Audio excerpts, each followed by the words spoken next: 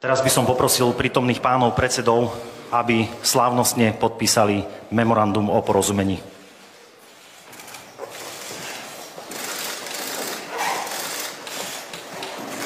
Na Kráľovej holi stojí strom zelený. Priatelia, síce som na Kráľovej holi, ale žiaden strom tu nie je. Dobre, takže budem prepáčte odpovedať tak, ako uznám za vhodné. Takže... Nemáte pripravené nič. To je vaša odpoveď, pán predseda?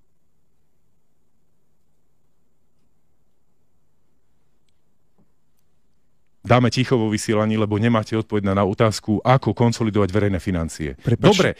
Som z Nemcov dostal 35 miliónov len za ten súhlas, ale štát predtým, aj potom, aj teraz, naďalej vlastní tých istých 51%.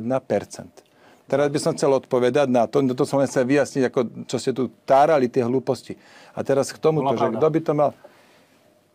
Čo bola pravda? Za 35 miliónov ste sa vzdali predkupného práva, ktorá generuje ročný zisk za 15-20 miliónov. Ale vy ste tvrdili, že ja som za 35... Za 4 roky by sa nám vrátilo. Vy tvrdíte... Dobre, vy ste fakt tak blbí, alebo to tu len hráte, prosím vás pekne? Viete, čo stál ten podiel? 700 miliónov zaplatilo EON. 700 miliónov, dohovorím, 700, pán Uhrík, 700 miliónov zaplatil EON tej nemeckej firme RWE za ten podiel. 700. Ja som si od nich vypýtal 5% len za ten súhlas. No. Kokso, akože toto nemyslíte vážne? Vy sa vypočujte, čo tu za blbosti rozprávate? Tento problém naozaj nastal, vy ste povedali, že predal. Takže nepredal, ale však teraz tu zase využil predkupné právo. Že za 4 roky by to bolo nazad. Toto by spravili so všetkým, by pustili všetko investorovanie. Ale čo som ja kedy pustili, akým investorom, prosím vás pekne? V zásade, pani, toto je pomerne nepodstatný detail našej debaty. Chcel som sa opýtať na tú jadrovú elektrárnu. Pán Sulík, poprosil som, aby sme držali nejakú úroveň. Sasketí liberáli, to je neskutočné. Čo vás drží? Pán Sulík, jadrová energetika. Ja som si myslel, že najväčší blbec politike je Danko, ale vy dnes, vy ste ho normálne, že o konskú dĺžku dali dole. Tak potom sa ukazuje, že Uhrík, on nie je len zradca. On nie je len zradca našej strany, našich ideálov, našich myšlienok, našich voličov. On je infiltrátor. On je nasadený infiltrátor od Dzurindu, od Mikloša, od mládeže SDKU. V mnohom sme rovnakí, predsedovia politických strán, a v mnohom sme rozdielni. Ja som prvý Slovák, ktorý viedol schôdzu Európskeho parlamentu. Vy ste prvý Slovák, ktorý ste boli v Dume vystúpiť. A to nie je dobré. Vy ste plagiovali svoju rigoróznu prácu. Ja mám doktorát z Oxfordu. Vy ste si na svoju stranu zobrali partičku dezinformátorov. Ja som tam zobral odborníkov a odborníčky na školstvo, na verejné financie a na políciu. To je veľký rozdiel. Takže prosím vás, pán Danko, ma tu nepoučujte. A budeme upozorňovať na kauzy, budeme tieto kauzy otvárať a budeme veriť, že ľudia sa už nikdy nedajú oklamať. Áno, ďalšou možnosťou je napríklad aj referendum o predčasných voľbách. Môžete si vysoko zatiaľ. No, mal som pripravené čosi iné, ale to sa teda na to pýtam. Prosím vás. Referendum o predčasných voľbách? To naozaj si myslím, že... Uvidíme. Presne tak. Chcem sa opýtať... Aby sme si vedeli predstaviť, že ako to myslíte s tou politizáciou, napríklad kauza dobytkár, ktorá sa týka pána Danka, tak tá je spolitizovaná. Prosím od vás, aby ste hovorili o kauze dobytkára pánovi Dankovi. Prečo? Lebo pána Danka sa tá kauza netýka. A tak týka sa vašich kolegov, čo znamená, že vašich nominantov, nehovoriac o vašich priateľoch, ale pokojne na to reagujte. Že nebudem míňať čas. Nebudem míňať čas. No. Tieto zdroje sa doslova nerozkrádali, ale aby sa adresne dávali na podporu, pretože v tých osadách, odkiaľ ja pochádzam z okolia Revúcej, to nevidno a mám pocit, že tých peňazí bolo dosť, ale stratili sa. Na druhej strane musíme zastaviť liberalizmus pána Šimečku, ktorý je tvrdým experimentom. A ako hovoria klasici, liberalista sa nedá presvedčiť, ich musíš odstaviť. Vypadni! Choď preč! Nechajte to! Nechytaj to! Je to náš majetok, choď preč! Kaliňák, mafián! Kaliňák! Chod do prdele, zlodej! Som si mal doniesť asi ďalší mikrofón kvôli zlodejovi, lebo viem, že je zlodej. Nechytaj ma. Chod do prdele, Kaliňák, ti hovorím. Chod do prdele. Kaliňák, choď. Vy ste zničili Slovensko, kvôli vám sú tu utečenci. Neťahaj ma. Chod do prdele, ti hovorím. Pusti to! Prestaň, Igor. Igor, prestaň.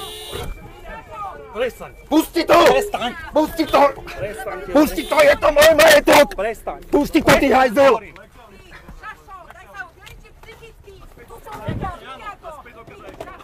Vlastnú mater si Ty urobil zločinca, ty bastard. Ty hajzel! Bastard, skurví. Vypadnite! Zničili ste Slovensko! Ty si ho zničil. Au! A do! Hajzli špinavý! Hajzli špinavý! Hej! Dosť! Pane! Pane! Chod sa aj preč. Ustúpte, pane. Prečo ma bije? Chod sa aj preč. Daj sa mikrofón! Je to môj majetok, je to krádež! Ja sa ťa pýtam. Viete čo, prepáčte mi to. Pre mňa je to veľmi bolestivá záležitosť. Ja sa chcem tu, teraz ospravedlniť môjmu synovi. Artur, ja sa ti ospravedlňujem, prepáč mi to, že si toto musel všetko vypočuť. Veľmi ma to mrzí. A že sa všetci v tomto seru v tejto situácii. Je to moja osobná vec a veľmi ťažká. Vás sa tiež týkajú osobné veci a veľmi citlivo. Keď sa to váže, a teraz keď sa to týka mňa, tak to môžete pokopať toho Kolára do nepríčetnosti a ten Artur môže trpieť moje deti a ostatné deti. Kolár, to vám je všetko jedno. Preto sa na to pýtam, pretože máte priestor na vysvetlenie. Už tým skončíte, prosím. A ešte jedna vec ma ale zaujala na tomto, lebo v každom prípade vy ste kauzu bagatelizovali tak trochu, pán Kolár, tým, že ste komentovali jedno memečko tento týždeň na Zomri. Pozrime sa na to. Satirická stránka Zomri vyhodila v stredu takéto memečko. Bijeme ženy len keď si to fakt zaslúžia, a vy ste na to reagovali. Buďte prosím presný, lebo som povedal, že aj mužov, ak si to zaslúžia, naozaj by som nechcel nikoho diskriminovať s vyrehotaným smajlikom. Prepáčte mi to. Je to v poriadku takto normalizovať a bagatelizovať týranie? Je normálne bagatelizovať fyzické násilie? Je normálne bagatelizovať násilne a týranie detí? Je to normálne? Viete, aký vy dáváte signál do spoločnosti? Robte svojimi deťmi čokoľvek. Vy ste toto napísali, ja sa pýtam. Fackou a fackou. Jaký je rozdiel medzi ženou a mužom? Či je v poriadku takto normalizovať fyzické násilie? Nie, není žiadne násilie, nie je to korektné. Hej. Boris Kolár, ty naozaj fetuješ? 3 roky dozadu si so stranou Smer-rodina hlasoval za zonáciu národných parkov. Dnes vidíš, že to je šialenstvo a urobíš si tlačovku, že ty to zastavíš jednu radu. Na tie billboardy, ktoré máš, si doplň otáznik. Píšeš tam, sme normálni, ale skôr by som tam ten otáznik dal a opýtal sa, či si naozaj normálny.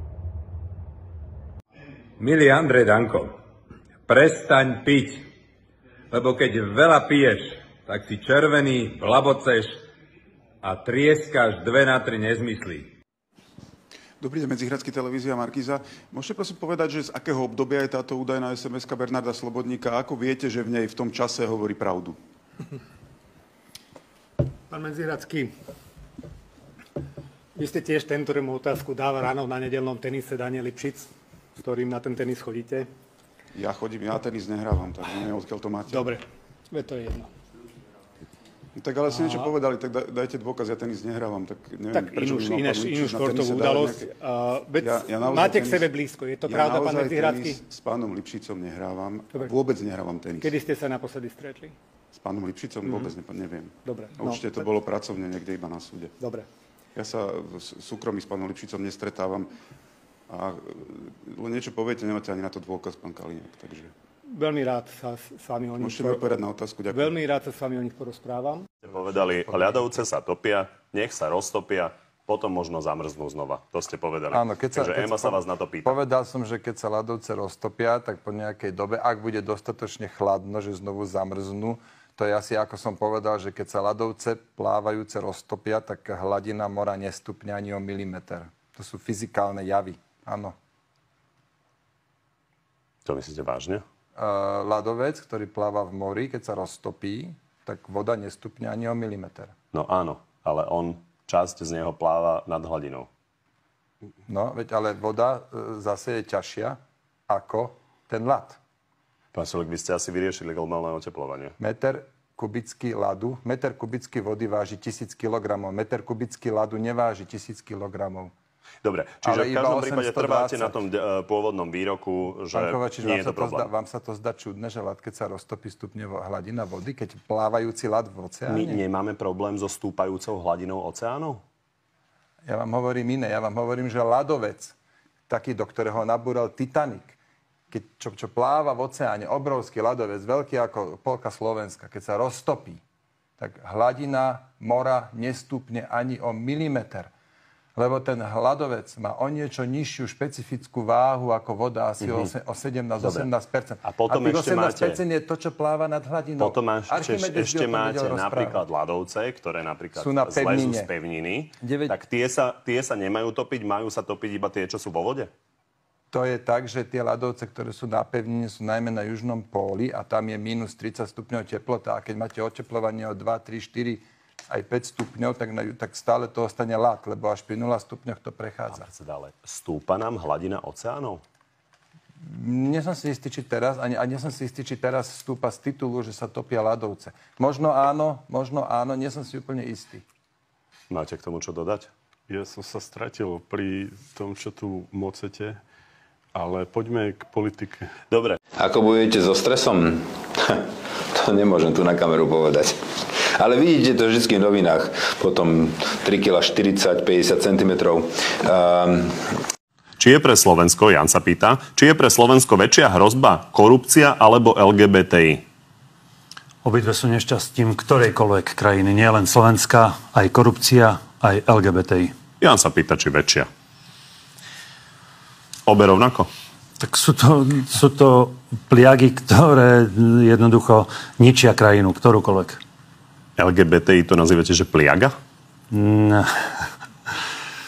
Aj korupcia, aj LGBTI môžu zlikvidovať národ ako taký. Pre Danka každý, kto nesúhlasí jeho blábolmi, tak klame. Pre Danka je každý, ktorý nie je zrovna SNS, je blázon. Pán Danko, možno ráno, keď sa pozrite z zrkadla, tam jedného uvidíte. Skutočne, každá jedna video. Ja som sa vám 3,5 roka nevenoval. Máme minútu, pán Kollár, tak využite ešte túto minútu na to, aby ste teda povedali. Ani ma nenapadlo, že nejaký Danko žije, existuje. Presvedčíte hlas? Hlas? Jasné. Že budeme sa snažiť presadiť pekne, pán predseda, máte program a máte v tom istotu, že vás nesklame. Ďakujeme. Už je to celé červené. Celé červené. 6-0. Veľmi pekne ďakujeme, páni, že ste prišli.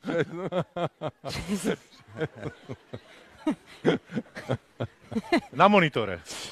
Či ste mali Nie, dobre. Nie, nežartujme na túto tému. 6-0 na monitore, to znamená, že tá časomiera stanovená na 12 minút uplynula, respektíve ste si ju teda všetci vyčerpali. Veľmi pekne by som sa vám chcel poďakovať. Pán predseda, ešte neodchádzajte, ešte to ukončíme, keď môžeme. Hej. Dopáže, prepáčte, ja som to asi prekombinoval. Počkaj, ty si blázny a počkaj, ja až tak moc. Prepáčte, ja som chcel s vami rozlúčiť z Malaciek, z debaty a potom sme tu boli na pici a teraz akurát končím a majú tu perfektné húpačky. A ja som chcel natočiť také netradičné videjko na rozlúčku, lebo teda máme 69. debatu za sebou, neviem, či ma čujete, ale akože taká kofola jedna, ktorá tu je s nami z týmu, tak ona to teraz strašne húpe a ja asi za chvíľku ten telefon stratím, takže neviem, že či to ešte chvíľku zvládnem, ale dobre, počkať. Toto je dosť dobré. No, chcel som sa s vami rozlúčiť z